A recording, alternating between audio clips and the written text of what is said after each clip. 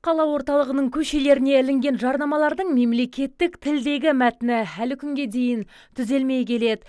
Көрнекі ақпараттардан анық көрінетін тілдік олқылықтар шаһардың ажарын бұзуда. Мұның алдын алу үшін арнайы құрылған жұмысшы топ мамандары жыл басынан бері 50-ге жуық тексеру шараларын жүргізіпті.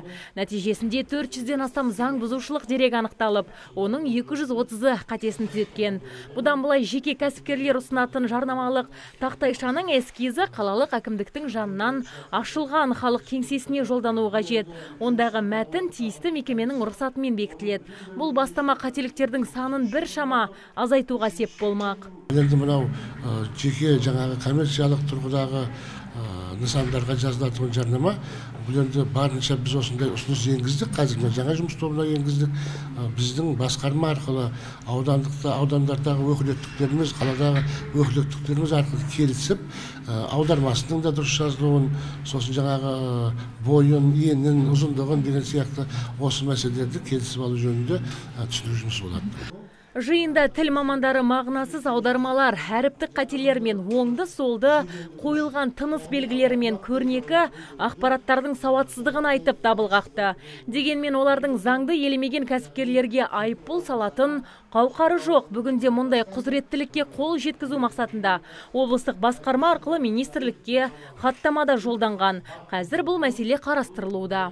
Тексеру парағын бергеннен кейін барып, оны облыстық басқарма салатын болады. Біз оларға хат ретінде осындай заңсыздықтан анықтап жіберіп, ескерту беріледі. Одан кейін оны осы басқармаға, тілдер даму және архитектура құжаттама басқармасына жолдайтын боламыз. Олар өздері арқылы жұмыс айыппұл салу бойынша тексеру парағы бекітілгеннен кейін жүргізілетін болады. Қазіргі уақытта тек қана түсіндіру жұмыстары жүргізіледі. Сондай-ақ шаһарда әзірге нақты нұсқасы бекітілмеген латын қарпімен жазылатын жарнамалық тақтайша қатарда күн санап артуда. Мұны қолға алған кәсіпкерлер қалтасынан қағылуы мүмкін. Өйткені олар латыншаланған тақтайшаларды қайтадан кириллицаға ауыстыруы қажет. Латын әрпінде әлі бекітілген жоқ. Ол 2018 жылдың ортасына дейін әлі талқылау жүргізіледі. Ол бекітілгеннен кейін барып қана ілінеді. Қазіргі ілініп атқан латын әрпінде ілініп атқан жарнамаларға ешқандай келісілмеген. Олар өздері іліп жатыр. Оларға да барып түсіндірме жұмысын жүргізіп, қазір осы қолданыстағы кириллица харпімен жазуға талап қойылып жатыр. Бұдан өзге мемлекеттік мекемедегі ақпараттық тақтайшаны латын қарпіне өзгерту бойынша әлі нұсқау келіп түскен жоқ. Бұл жұмыстар 2018 жылы жүргізілетін болады.